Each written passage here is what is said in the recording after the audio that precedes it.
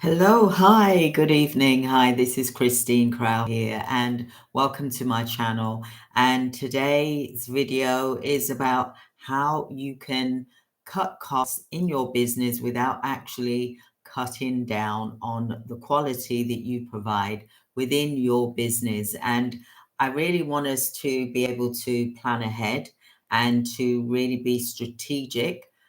That's why I did the 30-day CEO challenge. But also in that CEO challenge, I talked about how you can be a CEO in terms of thinking the way the Navy SEALs, Team 6, think about when they are doing their combat, for example, and protecting the country, for example. And I'm just giving that as an example because I really do feel that that is the best way forward to be able to plan ahead so that you're not waiting for the crisis to hit you. If you plan ahead, then you'll be okay. Your business will be okay, and you will have income coming in, and you're not going to see a big drop in income if you start planning now, because you have to plan ahead of time so that you're in the right position when the, say, for example, April 2025 hits you and there's been the changes that have now been implemented, and then suddenly you're waiting for the crash to happen. Okay, so CEOs, let's look at planning ahead now. So rather than think about, we can hear what's going on with the national insurance. The national insurance, that's going to be going up in April next year. So things are going to be increasing. Let's be, upfront here. Things will be increasing, but that doesn't stop you from your business growing and developing, for example. So I'm going to go through some of the things here in the video that I want to discuss with you about things that you can do to protect your business and to thrive during this uncertain time, due to the budget that's happened and all the things that's being said and the chaos that is happening. We don't have to be in that. We can step back and we can plan like how a Navy SEAL would. They would plan, they would have a strategic plan of how they're going to win. And that's what you need to start doing. And you need to start doing that now rather than waiting for the event to hit you. So I'm going to be going through some of the steps that you can do, but I do also have some of my notes here that I will be referring to here. So as you know, the national insurance is increasing next year. So what I would suggest that you look at doing now, and you start looking at your staffing that you've got in your business. Do you really need to have the staff that you have in your business? Can things be cut back a bit? I would be looking at cutting back my staff. I would also be looking at, for example, because in April, what's going to happen is your national insurance is going to go up 15%, which it wasn't meant to happen, but all of a sudden it's come back again. It's going up, so it's going to happen. So your national insurance is going to go up. Your pension, it will be going up as well, that you'll be paying your permanent placements. So I would be thinking about what tax is going to be happening on the jobs that you're giving to people. So as the Chancellor Reeves said, that this is tax on jobs. Let's be upfront and honest. It's tax on jobs. That you're basically paying tax just for employing someone. That's dead money. So let's stop paying dumb tax when we don't need to. Let's be real. Let's be, really methodical. Let's look at this as a strategic Navy SEAL plan. Okay. So one of the things, like I said, I would be looking at what staff members do I have in my office? Do I need to have them?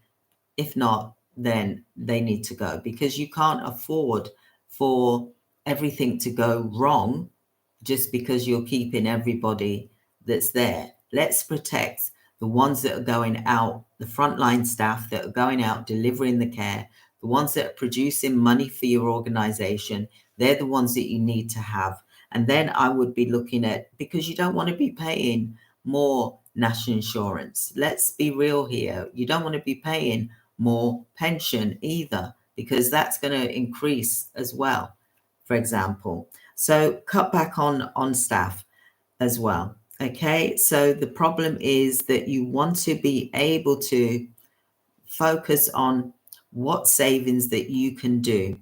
So another actionable step that you can be taking is you could be also looking at introducing virtual assistants. Use an agency. I mean, I've got my agency where I hire out virtual assistants that are trained. They've been trained by me for 8 weeks. We do also ensure that they are compliant. So we do DBSs, we do checks, we do references, etc. Okay, so we do the correct checks. We're also registered with the ICO as well for data protection, for example. I would be looking at hiring virtual assistants for the tasks that can be done, so that you can have your managers that are able to do their job effectively. For example, I'm not saying to cut all the jobs, but cut most of them, because you want your business to survive. And I'm being truthful and honest. I've been there myself, okay? You don't want to get to a situation where you can't pay everyone because things have cut back. That's no good for the whole business. You've got to be strategic. Okay, so like I said, introduce and replace with virtual assistant things that are non-essential, things that are office roles, for example, repetitive tasks.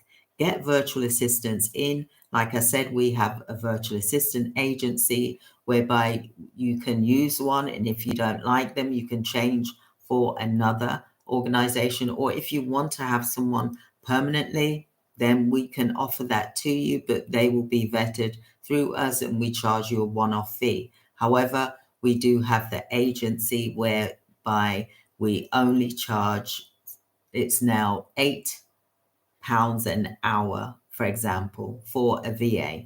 And that's for them to be supervised by us, as well as being supported with your organization as well. So I would be looking at the virtual assistant route, replacing them with non-essential office staff, for example. So like I said, hiring a virtual assistant, it will save you money, because if you're paying someone a minimum of £12.21 per hour, then really you might as well say, let's add this up here properly. So £12.21 times 15, so that's 183.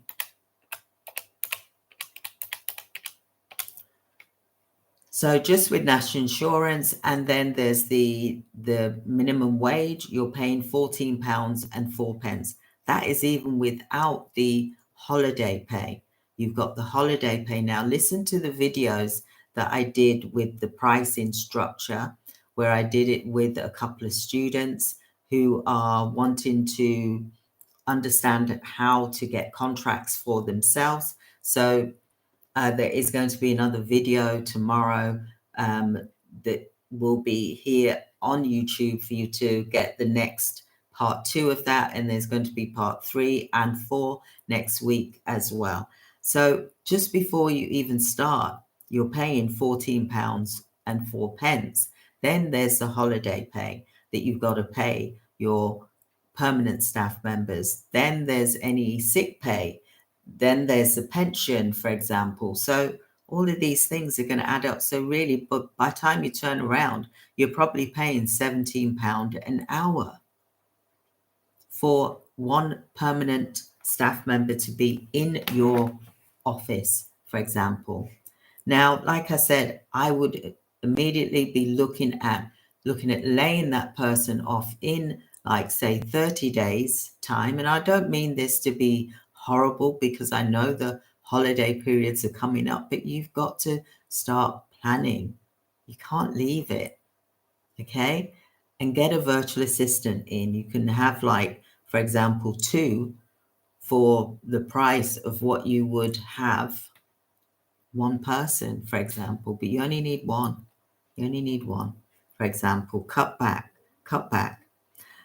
You need to streamline your operations as well.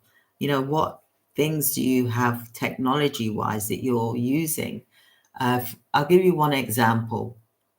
Now, we looked at the software that we're paying out for, and we've managed to make a savings of £600 a month. And we are going on an automated system through cloud where things are a lot safer, and there's there's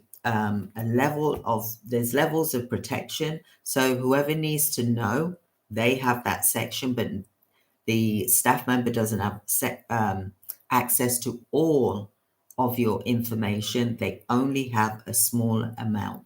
And that's what happened when I had my data breach. Fortunately, I had a data breach, and it happens, even the NHS, government organization, everyone at some time faces it. However, the data breach, thank God they didn't have all of the system, and they actually downloaded the old system. So they got the wrong information. So they were tricked. And they thought that they actually had the latest one, which they didn't. So they actually downloaded the wrong thing. Hallelujah. Praise the Lord. I'm so pleased that they did. However, the only thing that they had was they were able to have the phone numbers and people's names, for example, and the wrong information about what work was done. So if you are watching this, you will know now anyway. So like I said, you get the cloud and you make sure that there's a safety in there, which that's what we're implementing in our business now, where it's on cloud and there's only certain allowances in certain section. We do not allow everybody to have access to all people's information. That's stopped now. So you've got to really look at what your security systems are currently at the moment, but also look at what you're paying out technology wise. What can you get that's going to be better, more efficient, that's going to be more automated? Because I tell you what, when I've had meetings in the past and I've had PAs, for example, executive assistants, they've taken like 3 or 4 days to type things up. Whereas now I've got things automated. It can do it within 20 minutes. CEOs, we've got to think smartly now. We don't do things the old way. Let's get into this automated way. Let's think smarter. Let's work smarter, not harder. So get your software, technology, but look at what you're paying out for at the moment. Reduce that. Look at, reducing your licenses. Get that so it's down packed. And I know some of you have got Microsoft. For example, what's the deadline that you have to give in order to stop having that? Because do you really need all those licenses? No, you don't. Okay, let's have a look here. So the next thing is I would review the staff utilization. So do an audit, right? You need to do an audit on your team members for their productivity and ensure that the employees are working on the revenue, things that are going to generate revenue for your company. Otherwise, no point having them there. You're not paying this high price for them not to produce money for you. Otherwise, they have to go. You've got to get mean.